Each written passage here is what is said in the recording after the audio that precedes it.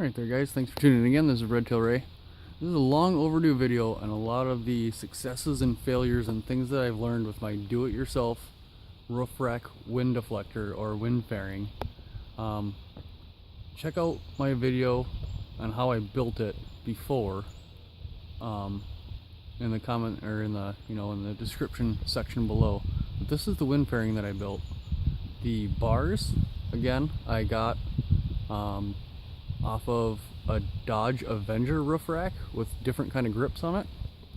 These clamps, universal clamps, Yakima clamp, the Yakima bars, Yakima clamps that I got for doing a bear spray sheath for a guy.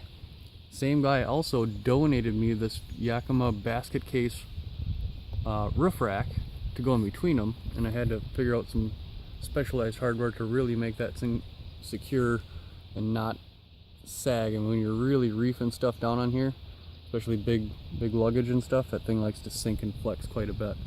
But it's really held up nice. And he did the what do you call that, the rhino lining on it. So I mean, it's rough, but it works, and it's not rusty, and it's not all janky and stuff. So again, this is kind of a hodgepodge of different roof rack pieces, the bars and the actual clamps that go on there and the basket itself. But the reason why I assembled all this the way I did, the biggest part that I missed in my build video, besides being super dark and super hard to hear in a lot of those sections when I made that video that night, is that I wanted a flat set of roof bars.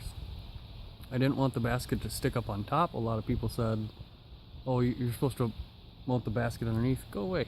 What are you? Yuck. I don't even know what that is. Like some kind of hornet. Gross. But I really wanted to utilize the flat section of it. I didn't want the wind fairing to come up and over it. I didn't want the basket on top of it because of the longer things I might be carrying, specifically a canoe. On my 2011 Ford Escape Limited that I do have a 2-inch hitch on the bottom, which is really nice for hooking a canoe to the back. And in the front, I've done some modifications. I'll show at a later date on how to hook it to the front. But I wanted it flush mount. I didn't want that canoe, or kayak or anything, to scrape or rub or be bumping and vibrating on the windshield or the wind deflector.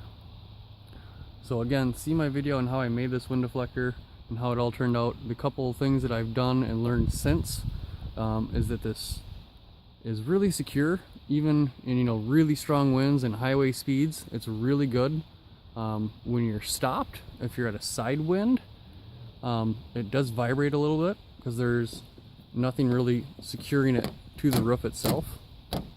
The other things I learned too is I did not get really good hardware. They started to rust right away and started dripping rust down those areas, so I ended up sanding those down quick and then spraying, actually plasti dipping not only the roof rack bars from the initial build video. I plasti dipped these, and I plasti dipped the front of these, the actual deflector, just to give it a little bit more of a subtle look to it. But it's still really nice. I think it turned out great. Thank you for all the comments and the questions and how I made it, and I look forward to seeing a lot of those other guys' videos of people who are taking my idea and taking my design on that deflector and making their own out of different materials. That's what sharing is all about. That's why we do this. That's why we make YouTube videos, right? Kind of do-it-yourself projects and sharing and figuring out different ways to fix problems. So thanks for tuning in again. This is Red Tail Ray. I'll see you guys in the next video.